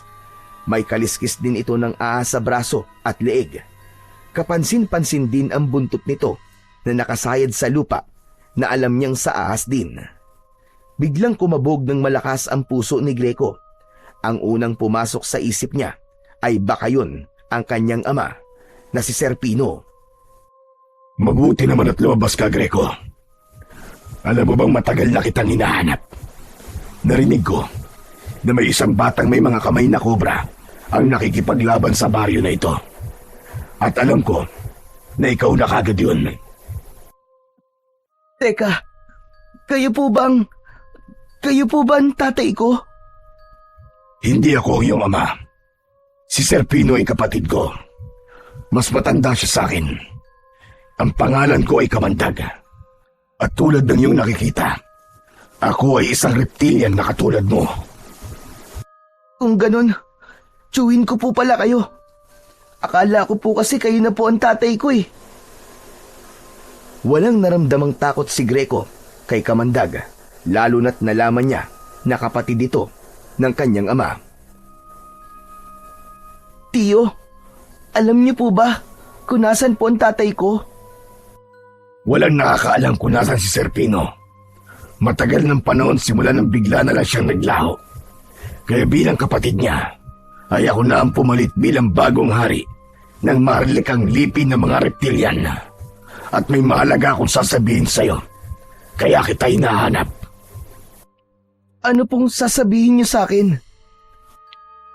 Humakbang si Kamandag at inilapat nito ang magaspang nitong kamay sa balikat ni Greco. Kailangan kita, Greco. Kailangan kong kapangyarihan ng mutya ng kaliskis ng Haring Cobra. Alam ko na ikaw lang ang maaaring gumamit ng mutyang yon dahil ginawain ni Serpino para sa'yo. Gusto ko na magkaisa tayo sa iisang layunin. Nagliwanag ang mukha ni Greco sa kanyang narinig mula sa kanyang tiyuhin. Iisang layunin? Ang ibig niyo po bang sabihin ay tutulungan niyo akong labanan ng mga aswang? Kung ganun, mas lalakas po ang pwersa natin laban sa kanila. Tiyo Kamandag, sigurado ako na mas lalo silang matatakot na sumalakay sa baryo namin. Yan ba ang layunin na iniisip mo? Yan ba ang itinanim ng taong nagpalaki sa'yo? Greco, hindi mo naiintindihan. Tayong mga reptilian ay kalaban ng mga tao. Matagal ng panahon na itinuring nila tayong mga halimaw. Marami na silang pinatay sa mga kalahi natin. At silang dahilan kung bakit kakaunti na lamang ang mga kagaya natin dito sa mundo. Teka, ibig niyo po bang sabihin? Gusto niyo po na tulungan ko po kayo na pumatay ng mga tao? Ganun na nga. Sisimulan natin dito sa baryong ito. At kapag napatay na natin ang lahat ng mga tao rito, ay dito tayo magtatayo ng ating bagong kaharian. Mula rito, ay papalaganapin natin ang ating pananakop. At ikaw, Greco, bilang aking pamangkin, ay siyang magiging kanang kamay ko.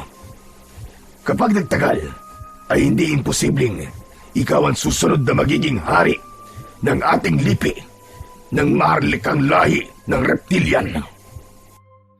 Bahagyang napaatras si Greco sa mga sinabi ni Kamandag. Pero, ang sabi sa akin ni Lolo Agapito ko, ang gusto ng tatay ko ay magkasundo-sundo ang mga tao at ang mga taong reptilian. Kaya niya ibinigay sa akin ng kwintas ay upang ipakita sa mga tao na kahit nakakatakot ang aking itsura, kapag suot ko ang kwintas ay kakampi nila ako. Nilinlang ka lamang ng iyong lolo. Hindi yun ang layunin ng iyong ama. Maniwala ka sa akin dahil ako ang kadugo mo. Nilikha tayo upang pumatay ng mga tao at hindi makipagkasundo sa kanila dahil napaka-imposible nung mangyari. Kaya sumama ka na sa akin, pamangkin. Simulan natin ang pananakop sa baryong ito. Hindi! Ayoko sumama sa iyo, Tiyo Kamandag. Hindi ako naniniwala yan ang gusto ng tatay ko. Mabait siya. Yun ang sabi ni Lolo sa akin. Nanlaki ang mga mata ni Kamandag. Tila hindi nito inasahan ang sagot na yon mula kay Greco. Mukhang talagang nalaso na ng lolo mo ang utak mo. Maniwala ka sa akin, Greco. Kalaban natin ang mga tao. Darating ang araw, nahalimaw na naman ang magiging tingin nila sa'yo. At sila mismo ang papatay sa'yo. Kung sasakupin mo ang aming baryo at papatayin mo ang mga tao rito, ay handa akong kalimutan na kadugo kita. Lalabanan kita. Baka nakakalimutan mo na may dugo rin akong tao. At mas naniniwala ako sa lolo ko kaysa sa'yo na ngayon ko lang nakilala. Umalis ka na, Tiyo Kamandag, at huwag mo nang tangkain na bumalik pa rito. Dahil sa susunod na paghaharap natin, ay hindi na ako magpipigil lalabanan ka. Pagsisisihan mo na hindi ka umanib sa akin, Greco. Ito ang tandaan mo. Hindi pa ito ang huling beses na magkikita tayo. Tumalikod na si Kamandag at naglakad palayo. Nang makalayo na ito, ay biglang naging ahas ang pang-ibabang katawan nito at mabilis itong gumapang hanggang sa tuluyan itong nawala sa paningin ni Greco. Hindi muna umalis si Greco sa kinatatayuan niya. Nanatili siyang nakatingin sa lugar kung saan nawala si Kamandag. Mabilis ang tibok ng kanyang puso. Sa kabila ng tapang na ipinakita niya kanina kay Kamandag, ay hindi niya kayang itanggi sa sarili ang takot na unti-unting bumabangon sa kanyang dibdib. Malakas ang pakiramdam niya na hindi pa rin tapos ang kaguluhan sa kanilang baryo dahil sa pagdating ni Kamandag doon ay tila isang panibagong dilubyo ang kailangan nilang harapin. Kinabukasan ng umaga, habang nag-aalmusal, ay agad na ikinuwento ni Greco kay Lolo Agapito ang tungkol kay Kamandag. Lahat ng napag-usapan nila ay ipinaalam niya sa kanyang lolo. Mabuti na lang at hindi ka naniwala sa mga sinabi ng Kamandag na yon. Hindi totoo na gusto ni Sir Pino na patayin ang mga tao. Ilang beses ko nakausap ang tatay mo noon, pero palagi niya sinasabi na wala siyang ibang nais kundi ang kapayapaan sa pagitan ng mga tao at ng mga reptilian. Kaya nga po, ang sabi niya, magkikita daw po kami ulit. Sigurado po ako na babalik siya dito. Wala po akong pakialam kung kailangan ko siyang labanan. Ang ikinakatakot ko lang po ay baka idamay niya kayo. Huwag mo akong alalahanin, Greco. Kaya ko ang sarili ko. Basta, kapag bumalik siya at subukan kanyang saktan, ay huwag kang magdadalawang isip na lumaban sa kanya. Matapang na tumango si Greco. Sa kabila ng takot niya sa nagbabantang kaguluhan sa baryo nila, ay pilit pa rin niyang nilalakasan ang kanyang loob. Alam niya na hindi siya nag-iisa sa laban na to, lalo na't ramdam na ramdam niya ang pagtanggap ng mga tao sa baryo nila sa kung ano o sino siya. Maghapon na hindi mapakali si Greco, pakiramdam niya, anumang sandali ay may masamang mangyayari. Isang hapon, bumisita si Kaloy sa bahay nila para makipaglaro. Naglaro sila ng holen sa harapan ng bahay ni Greco at hindi na nila namalayan ng oras. Kung hindi pa lumabas si Lolo Agapito, ay hindi sila hihinto sa paglalaro. Greco, apo! Nakahain na ang hapunan! Bukas na kayo maglaro ni Kaloy! Uuwi na pala ako, Greco. Gabi na pala. Kaloy, dito ka na kaya maghapunan? Marami naman akong niluto. Salamat na lang po, Lolo. Sa bahay na lang po. Nakakahiya po kasi. Lechong kawali ang ulam namin. Ay sige po, tara po. Kain na po tayo. Nauna pang pumasok si Kaloy sa bahay nila nang malaman nito kung ano ang ulam. Pagdating ni Greco at Lolo Agapito sa kusina, ay nakaupo na ron si Kaloy at sumasandok na ng kanin. Umupo na rin sila at nagsimulang kumain. Habang tahimik silang kumakain, ay biglang natigilan si Greco dahil sa mabigat na presensya na kanyang nararamdaman. Binitiwan na muna niya ang kutsara at luminga na parang meron siyang hinahanap na hindi niya alam kung ano. Apo, bakit tumigil ka sa pagkain? May problema ba? Hindi ko po alam, Lolo. Bigla pong bumigat ang pakiramdam ko eh. Hehehe, paano hindi bibigat ang pakiramdam mo? Eh, ang dami mo na yatang nakain taba ng baboy. Na-high blood ka na yata. Puro ka naman kalokohan, Kaloy. Hindi ako nagbibiro. Parang may kakaiba talaga sa paligid. Sandali lang po, Lo, ah. Titignan ko lang po dun sa labas. Tumayo si Greco at nagpunta siya sa pintuan. Natigilan siya nang makita si Kamandag na nakatayo sa harapan ng kanilang bahay. Nakangiti ito sa kanya, kaya kita niya ang dalawang matutulis nitong pangil. Lumalabas-labas pa ang dila nito, nakagaya sa ahas. Ang mga kamay nito ay may itim na matutulis na mga kuko, na gaya sa isang bayawak. Sinasabi ko na nga ba? Kaya ang bigat ng pakiramdam ko ay nandito ka na naman. Hindi ba? Ang sabi ko sa'yo ay babalik ako. At dahil salungat ka sa gusto kong mangyari, ay kailangan kitang patayin dahil paniguradong magiging hadlang ka lamang sa mga plano ko. Mula sa likod niya ay narinig niya ang papalapit na sina Lolo Agapito at Kaloy. Sino ba yung kausap mo dyan, Greco? Diyos ko po, anong klaseng nilalang yan? Hala, ang pangit. Parang taong tuko. Lolo, siya po si Tiyo Kamandag. Siya yung naikwento ko sa inyo kaninang umaga. Pakikuha po ang kwintas ko, Lolo. Tatapusin ko na po ito ngayong gabi.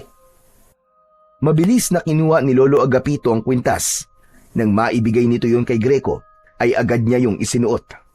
Gumapang ang kakaibang enerhiya sa katawan niya, kasabay ng pagbabago ng anyo ng kanyang mga kamay. Lumitaw mula roon ang dalawang ulo ng haring kobra na tila galit na galit. Akala mo ba ay natatakot ako sa'yo, Greco? Mas malakas pa rin ako sa'yo kahit nasa iyo pa ang kwintas ng iyong ama. Huwag kang puro salita! Patunayan mo yung sinasabi mo sa gawa! Ngumisi si Kamandag. Hinubad nito ang damit nito at doon nila nakita ang nangingintab nitong katawan dahil sa kaliskis nito na gaya ng sa ahas.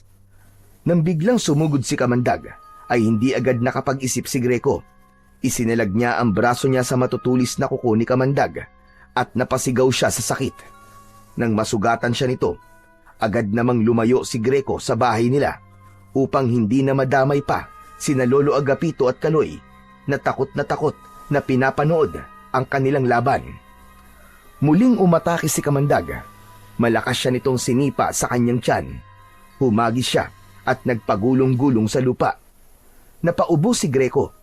Lumapit sa kanya si Kamandag at sa isang iglap, tutusukin sana siya ng buntot nito, pero mabilis na nakaiwas si Greco. Gumulong siya pakaliwa at agad na tumayo. Simula pa lang, pero parang susuko ka na kagad, Greco. Anong susukod sinasabi mo? Nagsisimula pa lang mag-init ang katawan ko. Kaya huwag kang maging kampante, Kamandag! Si Greco naman ang umatake. Tumakbo siya papunta kay Kamandag at nang bubugahan na nito ng Kamandag ng kamay niyang kobra ay mabilis na nahawakan ni Kamandag ang ulo ng ahas ni Greco. Hinila nito yon, sabay balibag kay Greco sa lupa. Tama na yan! Huwag mong papatayin ang apo ko! Huwag kang makialam dito, tanda. Matapos kong patayin ang apo mo, ay ikaw naman ang isusunod ko. Pati na yung batang katabi mo. Hala, bakit pati ako nadamay? Wala akong kinalaman dyan. Pilit na tumayo si Greco kahit masakit ang kanyang buong katawan.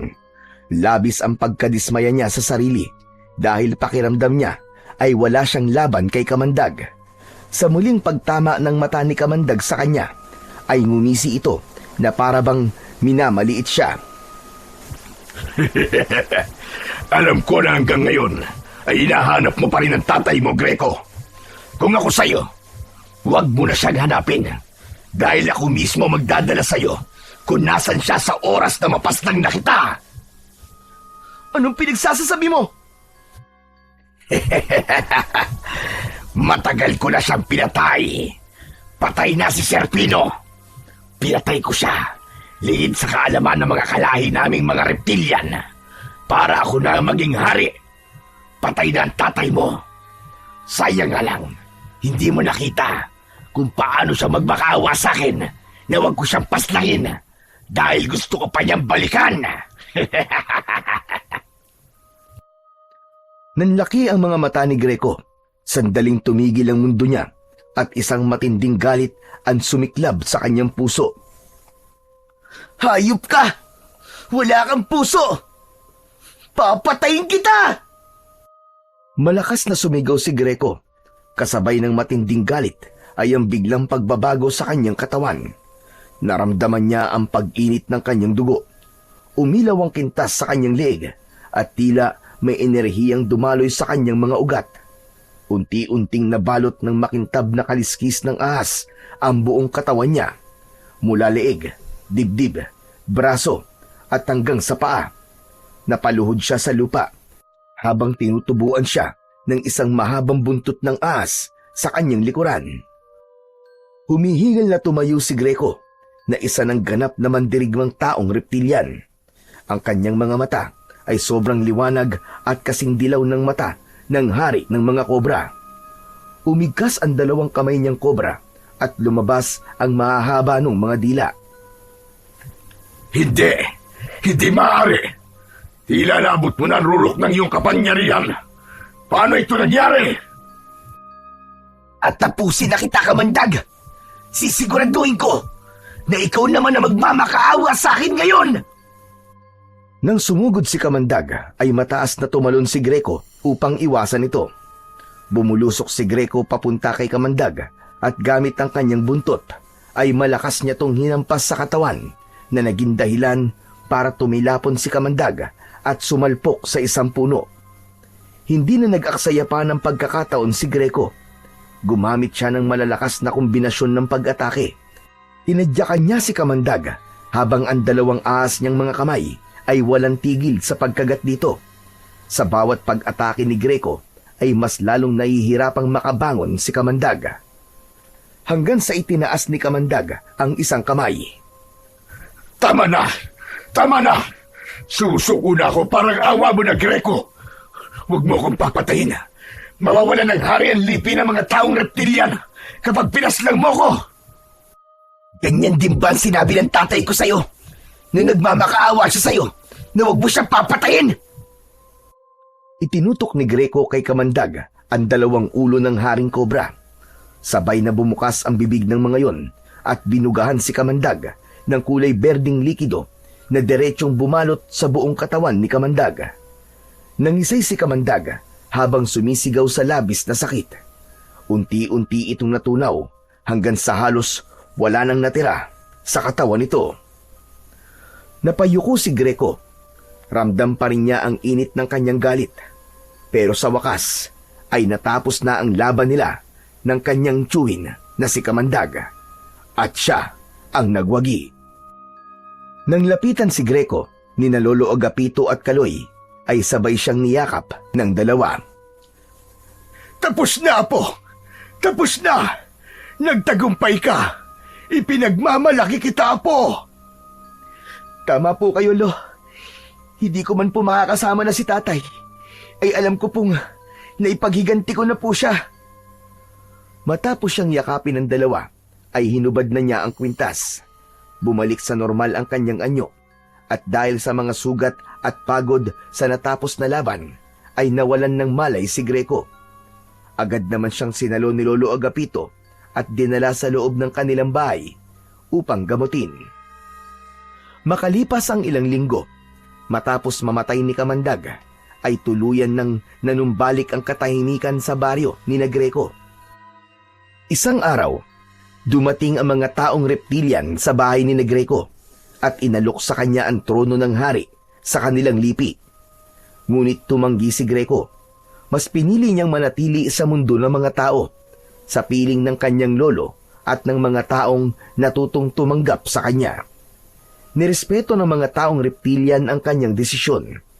Mula noon, naging kakampi na sila ng mga tao sa pagprotekta sa baryo laban sa mga panganib na maaaring bumalik.